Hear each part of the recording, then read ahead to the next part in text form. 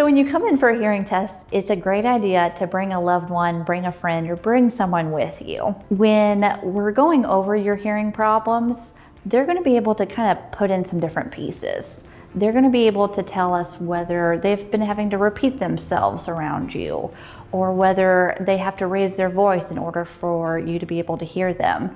So they're going to give us kind of the whole pieces to the puzzle. Another great reason to have someone with you is because they're a familiar voice. They're going to be that measuring stick to know what that person's voice is supposed to sound like. It's also great because it can be an overwhelming experience having your hearing tested.